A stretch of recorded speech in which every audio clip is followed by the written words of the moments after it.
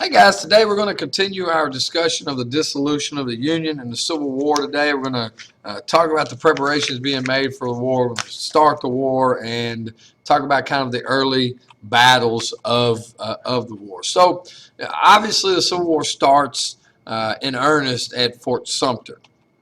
The commander at Fort Sumter, a naval commander by the name of Robert Anderson, sent a message to Lincoln that Confederate leaders were demanding surrender or that they would attack. Fort Sumter was low on supplies, and something had to happen.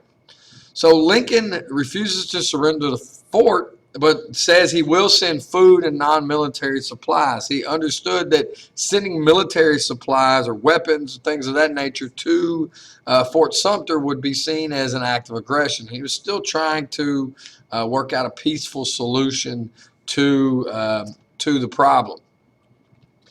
Anyway, Davis decided whether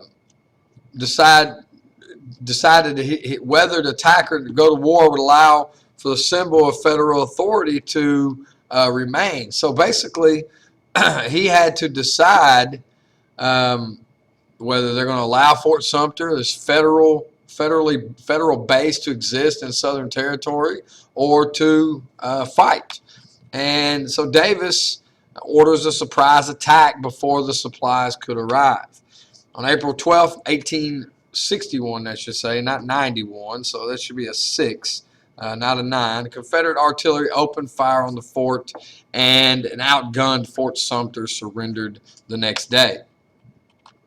In the North, obviously, the reaction is going to be swift. Lincoln immediately calls for 7,500 volunteers to supplement the existing military for 90 days, about 3 months service to put down the rebellion. This is obviously a very optimistic outlook on how quickly it'll take to do so. Lincoln's opponent in the presidential election agreed with Lincoln and supported the action. He said, there can be no neutrals in this war, only patriots or traitors, obviously saying that the Southerners were traitors. Northerners rushed to enlist in large numbers. And now with the call for volunteers in the Union, the eight remaining slave states in the Union had to make a choice of what they were going to do. Union slave states refused to provide troops to fight against fellow Southerners. Confederate states were getting ready to call up men, and so you have another round of secessions occur. First Virginia, then Arkansas, Tennessee, and finally North Carolina secede from the Union. Now, that leaves the border states of Delaware, Kentucky, Maryland, and Missouri. Maryland was critical. Washington, D.C. obviously was right in between Maryland and Virginia, so it would have been surrounded by Confederate territory. Lincoln did, there was a lot of pro-Confederate sentiment in Maryland, and Lincoln did actually declare martial law and new elections to help ensure a pro-Union government in Maryland. Missouri is important as well because it gave the Union access to the lower Mississippi River. There were divided loyalties, but really never was enough secessionist support to withdraw from the Union. Kentucky is the most important border state. It is absolutely necessary. The Ohio River border left the Union open to the threat of invasion from the Kentucky. And, even though the governor refused to take side, the state did side with the Union finally after Confederate troops invaded in September of 1861. And of course, these divided loyalties meant the citizens fought on both sides. So the idea of the Civil War being brother against brother was especially potent in the border states. All right, so early goals for the Union had to be carefully defined. I mean, the war could not center around the dispute over slavery. There were still overwhelmingly, most people were still believed in the doctrine of white supremacy in the North, and they couldn't really couch it as a battle against slavery for political purposes. So most leaders framed it as a patriotic fight to save the Union. On the other hand, the South had a much clearer objective. They wanted to be left alone to do as they chose to do. So they prepared to defend themselves against invasion. So the Confederates didn't have to take new territory. They just had to defend what they had. And they believed that if they fought long enough, that Northerners would eventually become tired of the war, and the political leaders of the North would be forced to withdraw troops. Now, as far as strategy, you have very different strategies. In the North, you had a much larger population, which meant a larger reserve of soldiers, more factories. They were more industrialized, so they could produce war supplies at a higher rate. And what the commanding general of Union forces eventually comes up with is called the Anaconda Plan. This idea from General Winfield Scott that you can slowly cut off the South from the rest of the world, from with ground troops from the north, and of course with Navy from the sea. Newspapers pushed on to Richmond, an attack on the Confederate. They wanted an attack on the Confederacy for a quick end to the war. So Scott wanted to slowly choke it off. Newspapers, possibly wanting to sell more newspapers, pushed for a quick attack, a dramatic attack to end the war quickly. Now in the South, they were limited in the strategies they could employ because of their limitations. There was a lot of support for their cause, and a lot of this exuberance for the Southern cause made up for their lack of resources. People in the South were fighting for their homes, and 3/4 of the population didn't own slaves, so they didn't see this as slavery as an issue. They saw themselves protecting their way of life, and they, of course, knew that they were superior, a superior military. There were Southerners believed that one Southerner was worth as many as 10 Yankees, as they would call them. Many Army officers were Southerners, so the U.S. Army officer corps takes a huge hit with the movement of so many officers to the South. So especially early in the war, the Confederacy is going to have a huge advantage in skill of their officers. Now, most Southern leaders were convinced that France and Great Britain would not want to disrupt their cotton trade, and that they would support the Confederacy as a way to keep this cotton flowing, and this was called cotton diplomacy. So what they did is they embargoed cotton. They stopped trading cotton in order to force the issue and force England and France to recognize them as a nation, and they wouldn't do it. And it failed. The cotton diplomacy failed for a number of reasons. One, the British didn't like being blackmailed, what they thought being blackmailed. Also, Southern cotton had been stockpiled because the year prior to the war there had been a huge bumper crop of cotton.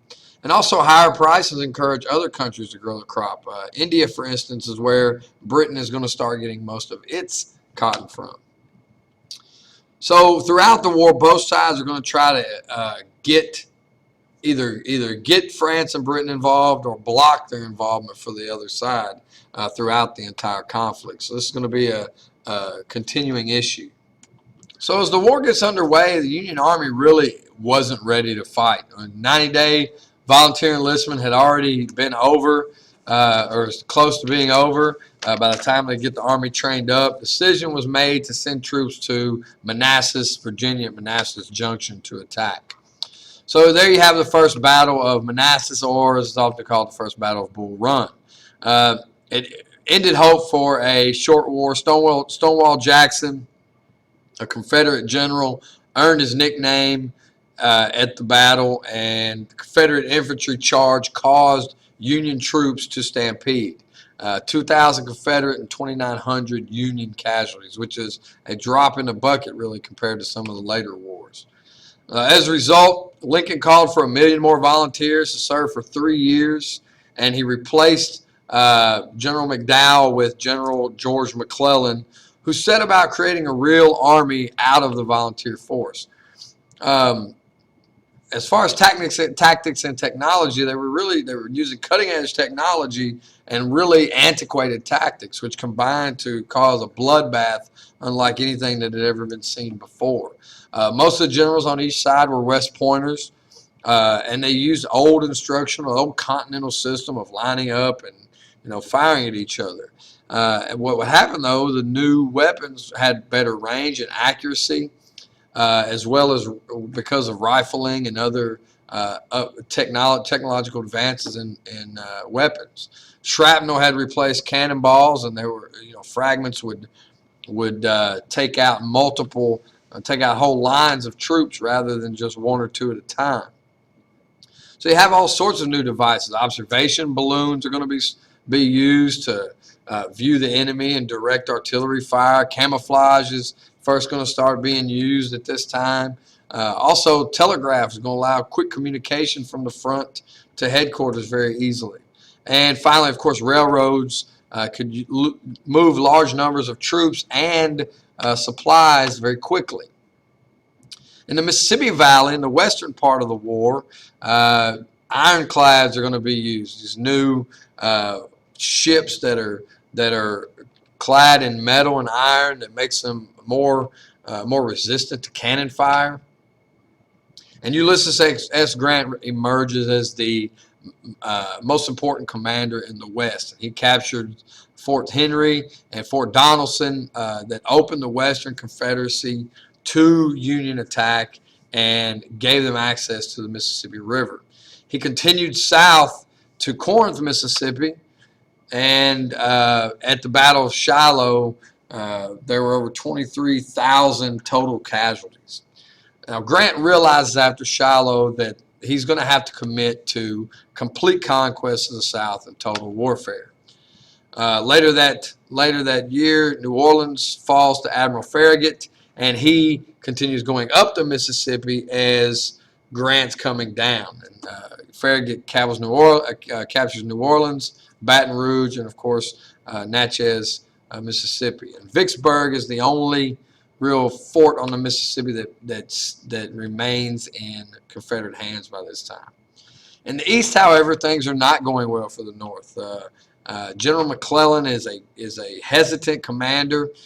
He's got a 100,000-man Union army, but he delays action. He's very cautious by nature. Lincoln also had held troops back to defend Washington, and as a result, as Confederates attacked in a series of clashes, McClellan continued to retreat after he'll win a battle, and then rather than pursuing the army and continuing the destruction, he'll pull back. He's always afraid that there's something waiting in the wings. So he waits outside of Richmond, and Lincoln lures 50,000 of those northern troops into Virginia and defeats them relatively easily. Lincoln, who had put John Pope in control of the army, in command of the army, because McClellan's dithering, realizes that Pope is no match for Lee, and he puts McClellan back in command, saying, we got to use the tools that we have. And the smaller Confederate forces led by Lee and Jackson, Joe Johnston, all sorts of cavalcade of great commanders, is going to be more effective at almost every turn than the northern generals, especially in the East. So after defeats in Virginia, morale in the Union is low, and Lee believes the best way to break the will of the northern people is to attack the Union itself. So in Maryland, you have the Battle of Antietam. McClellan had been chasing Lee's troops in Sharpsburg into Maryland, and Lee turns, they're caught up, or McClellan catches up, Lee turns, and you have the Battle of Antietam. Single day of fighting, 23,000 people were killed. And Lincoln ordered McClellan to destroy the Army of Northern Virginia as it retreated. McClellan did not. He allowed the rebels to retreat, and Lincoln finally fires him once and for all. He puts Ambrose E. Burnside, the aging general, in charge, who marched a massive army to Richmond. They attacked the Confederates head on, killing 13,000 Union troops and the attack was a huge failure. So we have a deadlock.